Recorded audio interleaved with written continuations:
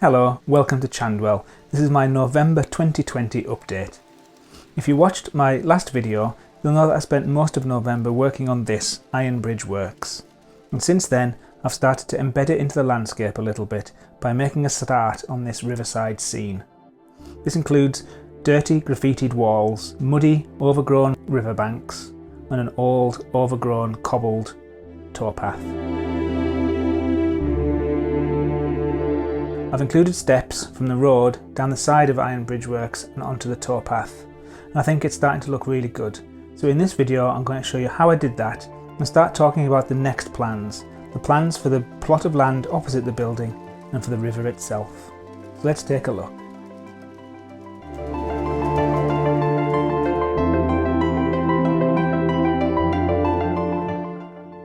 I started like I always do in Inkscape, and using the same textures as the rest of the building, I built this wall, built it in a few parts and I added graffiti to it.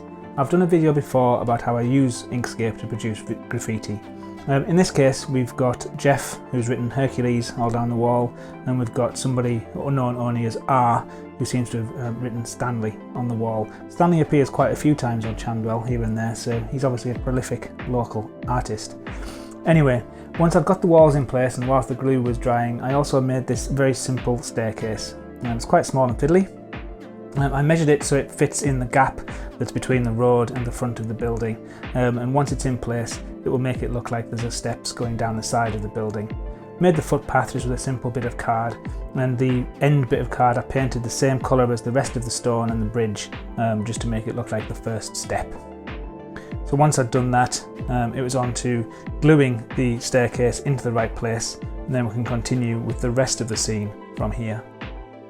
When I designed Iron Bridge Works itself, I made sure that the Scotty graffiti was up high on the wall because I had in mind that there was going to be a towpath or something here. So the steps go down to around about the height of where Scotty finishes. I can't quite decide whether to have the towpath curving around here or following the wall line. But regardless, once I've decided, I want this corner to be an old, dirty, overgrown kind of affair with some kind of tree or bush or something in it. So let's have a look at getting the towpath in place. I'm using this texture, which is absolutely beautiful. It's coursed rubble from Scalescenes, and it looks like a really old sandstone built kind of structure. I cut this to represent the edge of the towpath, and this bit on the left here is matching the staircase. I simply measured the height and the width and the fall of the staircase and created triangles in Inkscape to get it to the right size. So hopefully once I've cut that little notch out, it should fit quite nicely in here next to the bridge. So the plan is we're going to glue this tightly against the staircase and then curve it round into a shape that's pleasing to my eye for the side of the towpath. I think these steps are going to look really good when they're in there. They're really small, they're probably not going to be that noticeable, but it's a nice effect and I'm quite pleased with it. Very simple to make as well. I think this kind of curve is going to work quite nicely for the towpath. I might curve it a little bit more, something more like this. So I glued the staircase into place first. It doesn't look it on this close-up angle, but it was as straight and as square as I could make it. So once the staircase was in place, I put glue on the component that I showed you earlier with the staircase wall at the end. Basically just put glue on the bottom and the edges of this, using Uhu so it grips quite tightly, and then basically just placed it down and held it while the glue set.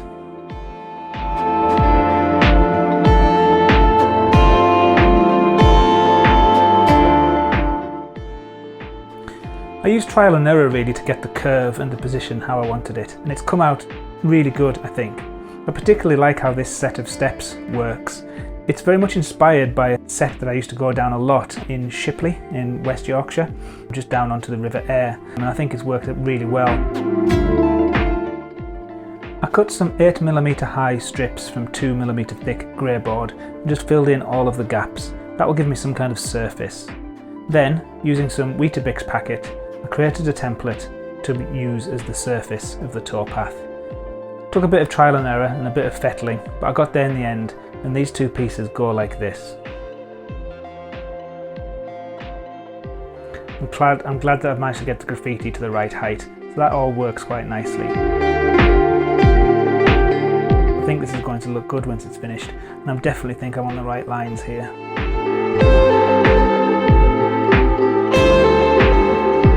I'm now going to cover this in the Scalescenes cobblestone texture, which matches the same texture as I actually made the yard out of. So with that done, I thought I'd start making the riverbank. Now, I had intended to make the river go right up to the edge of the towpath and treat it like a canal style of towpath. Because of the way that the buildings are placed next to the bridge, it wouldn't have been a very straight, it's kind of like bulbous edge to it. So I thought I'd base it on some rivers that I've seen near where I live, where there's a towpath kind of element with a river bank on the other side. It helps with the flooding, I guess. So I'm going to use this straight piece of Weetabix packet, and I'm going to put some treatment on that and put it under the bridge. And then the river is going to go straight ahead and underneath the iron bridge. So with those fillets in place, I then use tiny strips of Weetabix packet and I glue them to the fillets. And then I'm going to use paper mache technique to turn it into a bit of a hill. Now the technique that I used, I think gives very, very fine control, is to put dry pieces of kitchen paper on top first and then brush on very, very dilute PVA glue. The PVA glue is the same style as what you use for ballasting, so it's 50% glue and 50% water. And then basically just smooth it on with the brush. It absorbs into the kitchen towel really, really easily, and you can smooth it out with the brush. And then you just repeat this using small patches. Because the patches go on dry, it's really easy to get them exactly where you want to, and you've got really fine control when you're using the brush to get them right up to the edges without slopping glue everywhere, without getting rough edges over the nice textures that you've spent ages putting together, and it works really nicely. I had a little bit of a dip at the back there just next to the towpath wall itself, so I used little rolled up sausage bits of the kitchen paper, and that works really well as well, especially when the glue absorbs into it. Once it dries quite solidly and it works really nicely. The technique that I used for the rest of the scenic elements on Chandwell, and it works really good, dries rock hard, and it's a good solid way of doing scenery. While the paper was still damp with the glue, I sprinkled one fine layer of brown scatter flock on top. This is just the base layer, and I always do that whilst the glue is drying. Once that's in place, I add another layer, and then I bed it down with more glue. So you'll see this at the moment, it's just dry on top of the other layer. I use a pipette and the same watered down glue. So I'm starting to drop the glue on top of the dry scatter material. And you can see that the glue, it just stands on top of the scatter. It does soak in a little bit. I've got a little bit of washing up liquid in the glue as well, but it's not really helping break down the surface tension. And in fact, you can see the glue is just running down and pooling underneath the bridge. So what we need to do is we need to wet it first. And to wet it, we need to spray with water in. It's water with a tiny bit of washing up liquid. And the best bottle that I've ever found for spraying into this kind of model, it's not the Woodland Scenics one, it's not one that you can buy especially for modelling, but it's this one. This is Aussie Miracle Hair Insurance Leave-In Conditioner. It's an empty bottle once it was used, and it sprays a very, very fine spray. So I'm spraying it liberally all over the riverbank there. And you can see that it's going all over the bridge, all over the towpath, and all over the building. Now you'll have seen in my last video that I use a lot of varnish, so everything's varnished and very, very waterproof, so it's not going to harm it. And you can see now as I dribble the glue on, it absorbs straight into the scatter. It goes all the way down. You put it on quite liberally, and what it does is it bonds all of the scatter together into a lovely textured finish that dries rock hard. On top of that, we can add more scatter, and we keep going until it's a nice thick layer. 2 or 3 times we do this, and when it dries, it's rock hard and it's got a lovely mottled texture that works really nicely.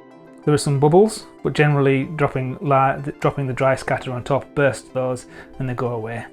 Once done, I just use some dry kitchen roll and just dab up the water that's sprayed everywhere.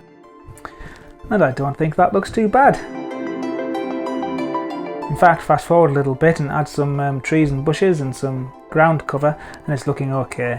This is using the Woodland Scenics various different bits of underbrush and scatter and a little bit of static grass fibres sprinkled on top as well. I've used the same technique by dribbling it all in the glue, and that dries hard as well, and this is all very, very stuck down. It's static and it's stuck and it looks good. I've kept the colours quite subdued to reflect the dirty urban nature of Chandwell. This is Chandwell, where I'm scratch building a city viaduct layout in N-gauge. If you want to follow along, please subscribe. So from here, the river is going to go under the old bridge and then disappear off into the distance under the iron bridge, and then using the curved forced perspective technique, it's going to curve around to the right and look as though it's disappearing into the distance. It's quite an unusual shape, the curve it's going to follow, but that's because from the level, when you're looking under the bridge, it'll work really nicely to look as though it's going off into the distance. Can't quite decide how I'm going to do the river yet, whether I'm going to pour some resin or use PVA glue like this, but that seems to be drying milky and I don't like that, or use just normal gloss varnish. I'm tempted to go for this. I've done a test piece here. This has got about 4 coats on it at the moment, but once I added the next 10 or so coats, all of these rough irregularities are all smoothed out, and I think it's going to work quite nicely. All of my inspiration for the river element of Chandwell comes from a walk that I did with my friend Simon in Sheffield in April 2019. The river sheaf around there, it's encased on both sides by tall industrial buildings, and then you come across this. I love this weir, I love the old bridge with the viaduct in the background, and I think you can see from this that this almost matches what Chandwell is actually looking like.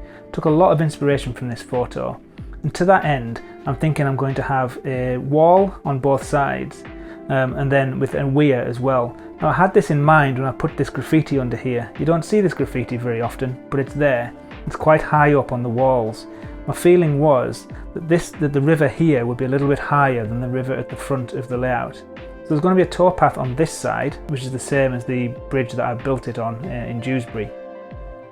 And then I was thinking of having a weir across here. Now I've never built a weir before, it's something you don't see on models very often, and looking back at the photograph it's going to be quite easy I think to model. We'll just use the gloss varnish and some kind of white paint underneath to represent the water coming over it. If you've got any suggestions then please as ever add them to the comments, I really appreciate that. So I started mocking up the weir. I've just tried this. I'm putting sand on the bottom which I will then paint a deep dark muddy kind of colour. I've left the bit that will be the weir exposed. And basically this is a test piece. I'm just messing around with this, trying to get things to work. My main desire though is to have a surface on the river in which I can see my iron bridge reflected. I think if I get the lighting right, and if I can get the gloss shine right, and I can get the colours right, I think looking underneath the water and seeing the underneath of the iron arch reflected with its 9 beams would just be absolutely fantastic. Whilst doing this, I'm also working on a question and answer video where I'm going to answer any questions that you pose me in the comments. Thank you for all of your comments about the triangular piece of land opposite Iron Bridge Works. I'm still mulling all of that over and I should have an update in a future video very soon. If you'd like to continue to watch the evolution of Chandwell, please go and hit that subscribe button in the Class 47 logo now, and I'll see you next time. Thanks for watching.